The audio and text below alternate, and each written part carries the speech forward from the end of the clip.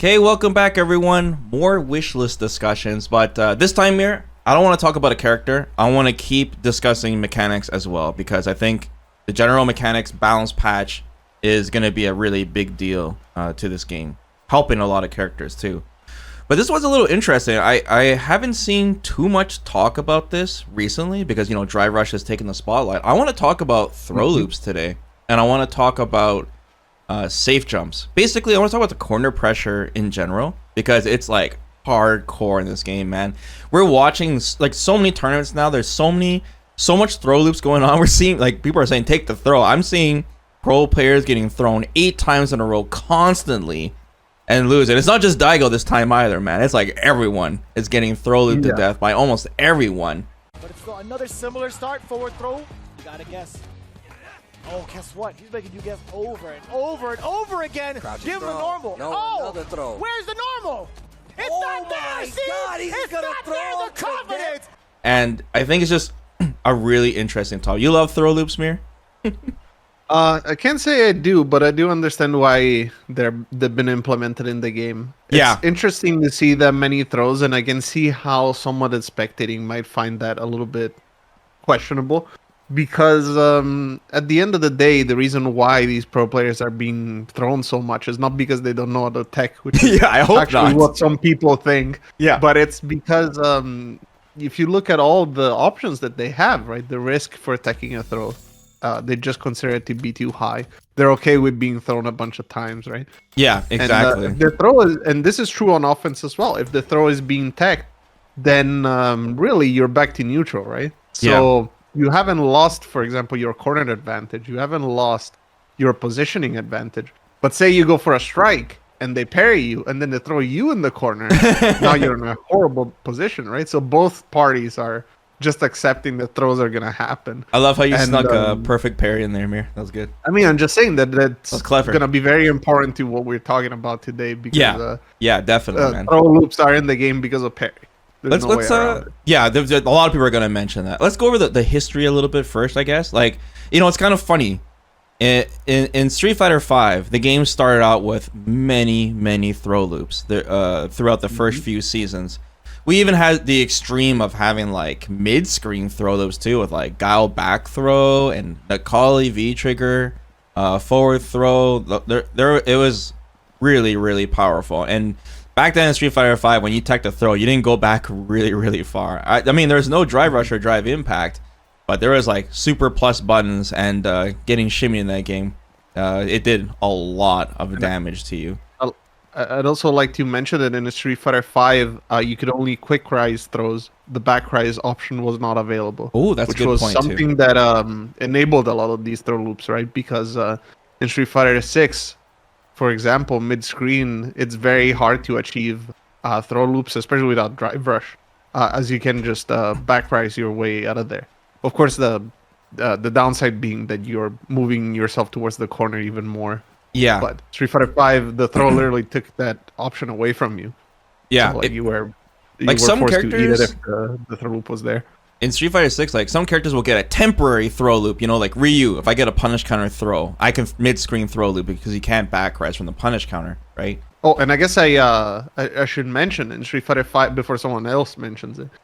In Street Fighter V, you could decide not to quick rise, which is not an option in Street Fighter 6. That's However, a great point too. A lot of characters had backup setups for their throw loops, and I remember this very famous not occasion, but like we just saw it so much that it became fairly popular. It was Ryu's setup for his throw loop, where he would throw you in the corner, then he would whiff his crouching light punch and go for the throw. But if you still stayed on the ground, right, then you'd whiff something else. I think it was standing medium kick or something, and then go for the throw again. He had a perfect frame kill. Yeah, because it took you so long. If you did a delayed rise, it took so long that the player would be able to like kill frame and then throw you anyways. It was just too long, right? It still put you in the same situation.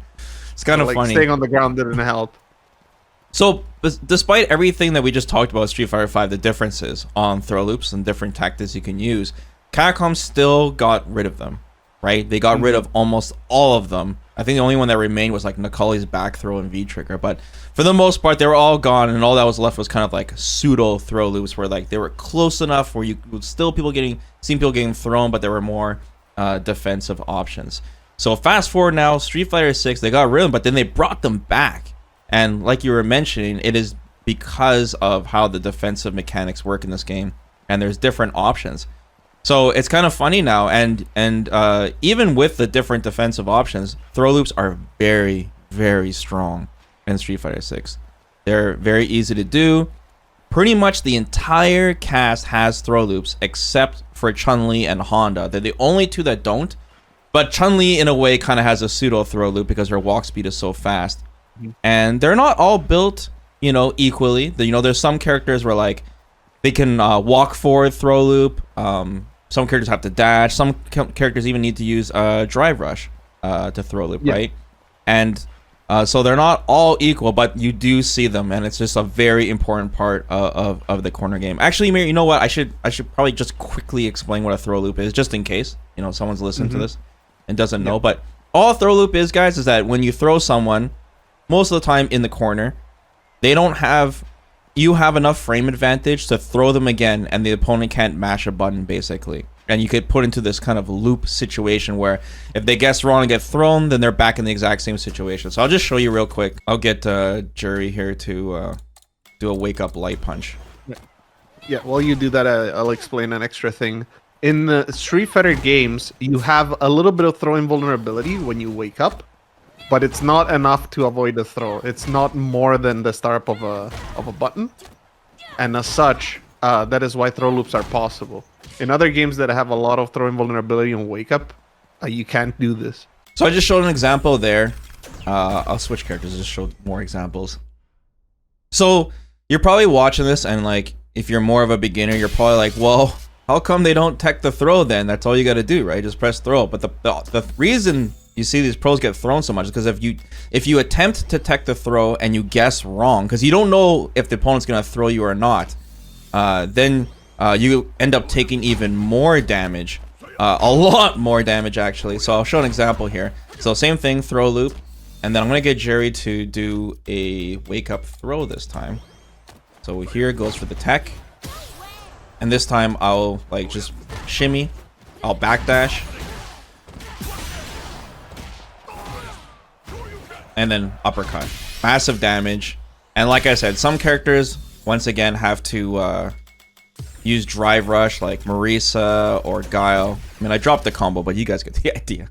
Again, to add to this, something that is very important is the fact that from a throw, you are not, unless you are some very specific characters like Kimberly or JP, you're not really able to convert into much else. You just go for the throw, and that's all you get. But the strike, from the strike, you could get supered, for example, or you could get a drive rush combo and take a lot of damage. So this is very, very dangerous, and that's the reason why people prefer to get thrown, because the throw does that amount of damage, especially if you're not trying to parry on wake up and you don't get punish counter. It does a relatively low amount of damage, but any strike combo in this game potentially could, like be the end of the round, right? Yeah. So that is the reason why that is. And different characters have different ways of bidding out the throw. You were showing Guile right there with his drive rush. Because he uses drive rush, he can now walk out of the throw range, but Guile has upside down kick that he can use to bait out a throw. And yeah, that smart. leads to 50% if it hits you punish counter. So like the potential for damage is absolutely there if you guess wrong, and that's the reason why throw loops are so dangerous. Yeah. So it gets to the point where like the pro player will be like, okay, I'm gonna sit and wait, because if the opponent does, like, if you go for a shimmy and you try to bait the throw, and you end up not pressing throw, then you get some space, and then you can escape the corner, right? So it's like it's kind of just a balance of risk reward, or you might be able to jump. They'll uppercut you, when you jump over them, but it's worth it because now you're out of the corner, right? So it's really, it still comes down to the guess, but it's kind of funny. You're watching these pro matches, and every time they get thrown, the crowd's like, yeah, oh my god, he's gonna get thrown 7 times. Whoa, it's hype. But like, the more I see it, I'm just like, man, I feel like every character is kind of the same in the corner. It's just like so much. Let's talk about some of the defensive stuff. Like one big difference, Mir, between this and Street Fighter 5 is that if you tech the throw, the distance is much bigger, much bigger. So let's say you do guess the throw, you take the risk. Look at the space you build. Like look how far back Ryu is. So this would give a chance for Jerry to walk forward, so he has some space, or he can drive rush forward, right, or throw a fireball or whatever. So the reward is there for attacking the throw, but it's still just once again because there's now a punish counter system in this game, not a crush counter. The reward that the player gets for doing the shimmy, for baiting the throw, is also higher in this game. So you know, it's everything kind of shifted over. It's like there is better, but then there's better offensive pressure too. You know, what do you think about that? Well, also, as I was mentioning before, taking the throw, even though it does give you the opportunity to potentially escape the corner or try to, you know, take your turn in an offensive situation, right, by using drive rush, whatever. Yeah. It doesn't guarantee anything because both characters are at even frames, right? It's 0 after you break the throw for both characters. And because of that, as I was mentioning before, it's beneficial for the opponent that is on offense to go for such an option because they really don't lose their positional advantage. You're still in the corner, and even though you have the opportunity to act at even frames, you're still limited by the fact that the wall is behind you, right? You cannot walk away from from their offense. Yeah. So the risk, even though the reward is there for taking the throw, it's still comparatively diminished by the fact that your positioning is in the corner, right? Yeah. And this again is counterbalanced, but how the other options can let you, you know, like swing the fight in your favor a little bit more. But basically, what I'm trying to say is, yes, taking the throw is valuable, but it doesn't guarantee anything, and that's why sometimes you see pro players go for options that seem like more dangerous, right? Maybe the wake up DP, or like you mentioned, jumping at the corner, which risks getting hit on the start of the jump, right? All these sort of things, because those at least guarantee something. If they see a lot of camis do like wake up dive kick, or Jerry does wake up jumping medium punch dive kick, or Blanca ball wake up Blanca ball dive kick. You know, like anything to try to eliminate options for the throw. So yeah, not only that, but those actually guarantee something, right? So that's true. If you do successfully guess the throw, you're able to actually swing the match in your favor. And in some cases, some characters can even side switch, right? And that is very, very powerful. Now, on top of all this, Mir, when you're defending yourself against throw loops, and they're so easy to achieve in this game, there's the corner in Street Fighter 6 is so powerful because you lose drive meter now when you're blocking, right? And you have the threat of drive impact at all times. At all times. So your mental stack is so high. Basically, what I'm saying is, even if there wasn't throw loops in Street Fighter 6, the corner would still be extremely scary. It's still really devastating. So Street Fighter 6 is such a momentum-based game now where being in the corner can just simply be death. It doesn't matter how good you are because you're basically guessing anyways. Just like that's why there's like the higher tier characters will have more tools to deal with getting out of the corner, but it's still a guess at the end of the day. And that's how we were talking about before, Mir, when you were saying with Gao, you know, you perfect parry and you back through, did a back throw on them. That could be your win just on that back throw alone, because they're in the corner. You know what I'm saying? Yeah, especially because the parry lets you land a punish counter throw. So you deplete some of their drive gauge as well. You know, if they're in a bad situation where they're already low drive gauge and they're pressuring you, there's the opportunity for you to very easily put them in burnout after a situation like that, right? So the risk is really, really high for someone that doesn't go for the throw, which again incentivizes it, right? The throw is just a much safer option on both ends. It's very difficult for any character to use throw invulnerable options on wake up. Because a lot of them have star up, and the ones that don't usually are just, you know, like fully invincible moves anyway, like dragon punches and stuff. They carry other risk in case they're blocked. Like the risk commitment is, you know, it's very high. That's why you also see like people backdashing in the corner, backdashes in this game Yeah. are not invulnerable to anything aside from throws. It might seem like a really risky option, but it's, something that sometimes is worth doing because at least it gives you that throw invulnerability immediately, and it's always available to you, even if you're in burnout. Yeah, that's like where the meta is shifting right now because throw loops are so prevalent. So I'm going to ask you a very obvious question here. Yes. And that is why, after Capcom went through all the trouble of removing all throw loops from Street Fighter V, why are we back now in Street Fighter 6 and now everyone's got throw loops? Like, why did they do that? Why did they add them back? Right. So we kind of hinted at this before, but the reason why that is because the obvious counterplay to parry, and in this case, wake up parry, is to throw. And it's really the only counterplay that you have for it, because in theory, you could go for overheads or lows if someone is tapping parry, for example, and if they're not blocking correctly, you do get a punish counter. But that's a very fringe scenario. The obvious counterplay to parry is to throw your opponent, because they cannot throw the parry at any point. Yes. I'll throw them out of the parry at any point, I should say. And that scores extra damage because you get a punish counter throw. It doesn't really matter the fact that they cannot choose what kind of wake up they're gonna use because they're already in the corner anyway. Yeah, they can't. And, Back res does nothing. They're put in the same situation again, right? Especially because there is this throw loop situation in the first place. And this is to prevent parry from just being the best option every time on wake up. Imagine if you could throw parry just like it is now, but it didn't give you any guaranteed offense afterwards, right?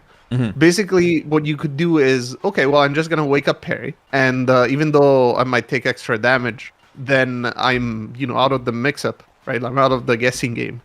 We're back to neutral. Which would be a sacrifice that most people would be willing to make. But then if you do a normal, because you were like, okay, I'm tired of never being able to stay in. You could be getting perfect parried, for example. And swing the flow of the fight in your opponent's favor. So it's very important that you always have the opportunity to threaten with a throw on the opponent's wake up. Otherwise, like I said, parry would be just way too rampant. And it's already really prevalent too. It's funny. We're talking about it, Mir, and it's funny because like Capcom tried to avoid the situation that's actually happening that we were talking about the last parry wishlist video, which was people using parry with impunity and fishing for perfect parries, right? And getting the random perfect parries, and it's frustrating because like they're so far away from you on certain block strings, right?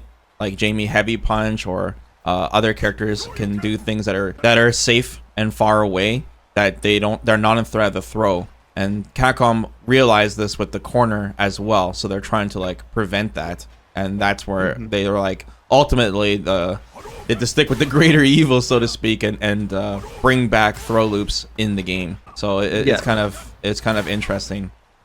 And I can already predict what someone's going to say. It's like, okay, well, if throws are designed specifically to beat parries, then maybe the throw loop should be preserved only if you score the punish counter throw, right, on a parrying opponent, and then you get to do your throw loop. But if they don't, if you don't get a punish counter throw because they weren't parrying, then there's no throw loop.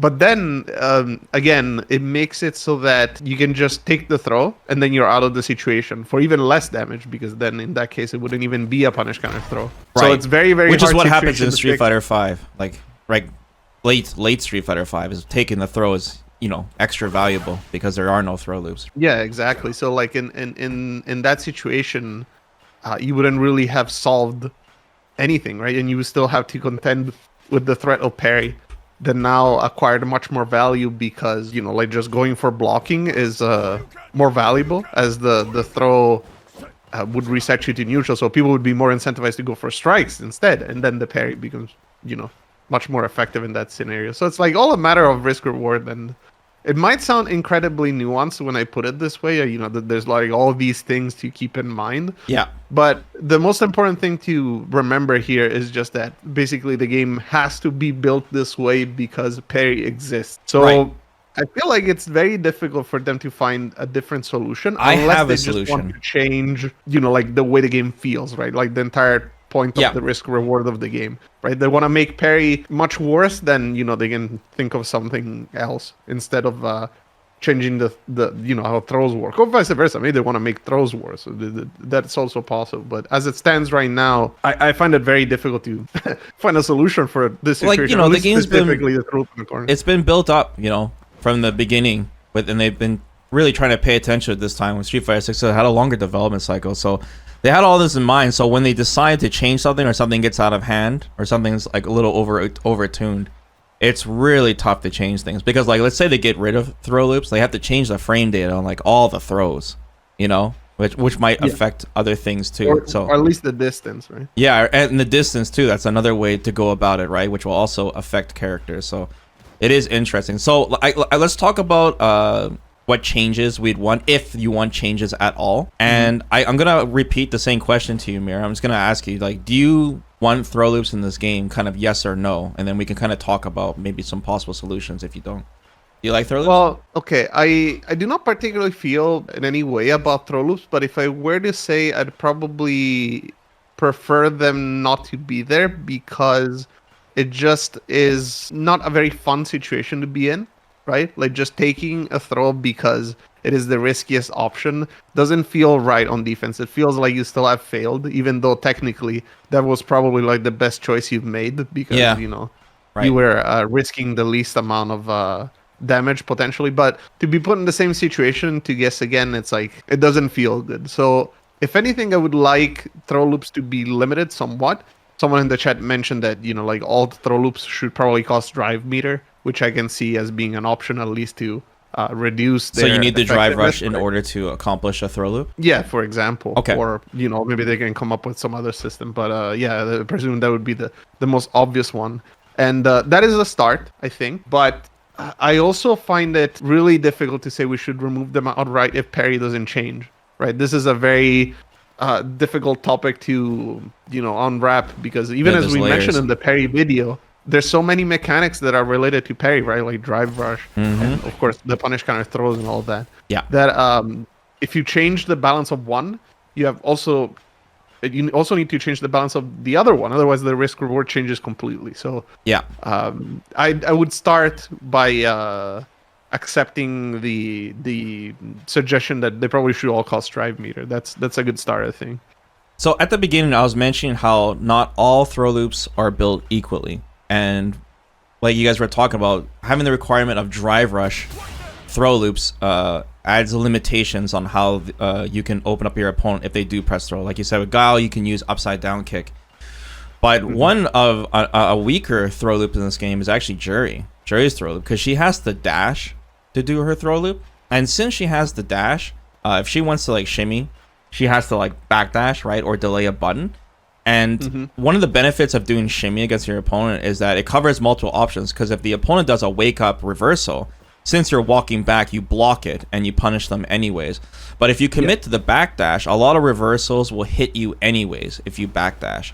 So by forcing a throw loop to be a dash only also adds limitations, just like it does to drive rush. But I'm thinking what I would think Capcom should try doing, and this is how it is for Chun-Li, is that Chun-Li, even though she is one of the only characters that doesn't have a throw loop, she still throw loops in this game, Street Fighter V styles, and that's because her walk speed is so fast. She has enough advantage where when she throws you, it's scary enough where she can sneak in and walk up to you and throw you. But it's fake. If the opponent does a wake up light attack on you, you won't have enough frame advantage to go for the throw. I'll just show it real quick here. So if I walk forward and try to throw it, you can get checked. But it's so close. Like Chun-Li's like almost there, just about to grab you, that it's real enough. And you can still do a shimmy and all of that. So what I propose is, I think that for now, Capcom should make everyone have a pseudo throw loop. And what I mean is just enough frame advantage where you can still throw loop and still punish the wake up parry situation, which is why we have throw loops in the first place. But also add an extra defensive option universally to every character, where if they wake up light punch, that's another way to deal with throw loops. Basically, you just give the defender one more extra option. Wake up light punch will beat the pseudo throw loop, just like how it is with Chun-Li. I know that's easier said than done, because they'd have to change a lot of the numbers in the game, but I think that's the only compromise I can think of to still make parry not get out of hand, wake up parry, but also keep the corner pressure strong and not make it so people get thrown 7 times in a row all the time. What do you think? Yeah, there's one issue at least that I can foresee with a solution like this, and it's the fact that usually these pseudo throw loops don't put you point blank with the opponent, right? Because you don't have enough time to walk towards them or dash towards them or whatever. So characters that have buttons to start their offense that have limited range would struggle a lot with this sort of system, Like Aki? because they would have to do their buttons further away, right? I Or feel they might not have access to their plus on block moves, for example. So that's one potential issue. The other one is if you do it the other way instead, where the throw has just less advantage, but you still are very close. You know, like so that the throw is, say, I don't know, +1 right in their face. Well, I mean, if it were +1 right in their face, technically it would still be a true throw loop. See, like, I'm trying to imagine the situation, but it's just really hard because you'd have to make the throw even, right, to make it pseudo throw loop. But then you'd be even in their face, and that's. I just mean you have enough. Screen, right? Yeah, what I'm saying is like you have enough advantage. Like so you see, like Jerry right here. Like even though I don't have a throw loop, if she does wake up parry, I still have enough time to get the punish counter, right? Because parry has so much recovery, so much. So just having enough where if they tap parry, because there's what over 20 frames of recovery, isn't it? You can still get that throw. Yeah, no, out. I understand. I was just trying to solve the situation of, you know, like not being close enough for your normals to be in, you know, like in your Yeah, I optimal get range. it. Yeah. It's I'd have to think about it some more, but Yeah. I mean, both of our solutions are They're both trying to start, accomplish for the sure. same thing. The drive rush solution still threatens to beat parry, right? But you're making it costly. Like it's gonna cost something, right? So Yeah. approaching it from that side is interesting too. And plus, if you're drive rushing really close, since I think certain characters are susceptible to reversal as well, so it does limit the options. But I guess we're both saying that we need the throw loops to be toned down a little bit in some way. I think it would be our preference. Like the thing here is about what we would like to see, I don't know, rather man. than what the game needs, in the sense that obviously they've already calculated their risk reward in when they balance the game, right? So we're not necessarily saying that this is unbalanced, but rather that's a thing that or at least in my opinion, I feel anyway, like it's too a thing samey. that we don't like seeing and interacting with. Basically, we would like to see it changed because we feel that the game would be better afterwards, right? But then you'd have to rework the balance. That's the hard part, and that's really out of our hands. I just feel like the game is too samey. Everyone's kind of corner pressure feels too similar. Like everyone is just getting throw looped, man. It's throw loop, meaty, shimmy, and there's just not enough interaction here.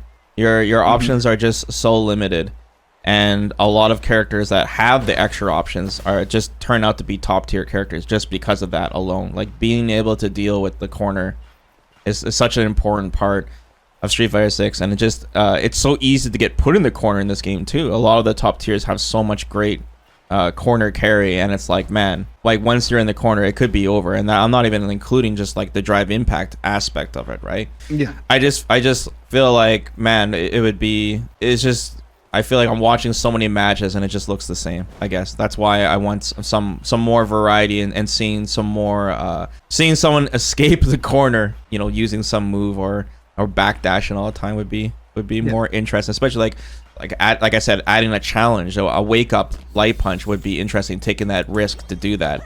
If someone goes for a throw and then converting that light into something, I think would be way more interesting. I kind of like mentioned it in passing before, but I didn't think about adding as a possible solution. I was saying how in Street Fighter 6 and Street Fighter games in general, it is possible to throw loop people because the throw invulnerability ends before any normal can get out, right? Like, is it just a couple of frames on wake up? And the fastest normal is 4 frames, so that's why you can get thrown out of your normal. But another way of achieving a pseudo throw loop to extend the window for throw invulnerability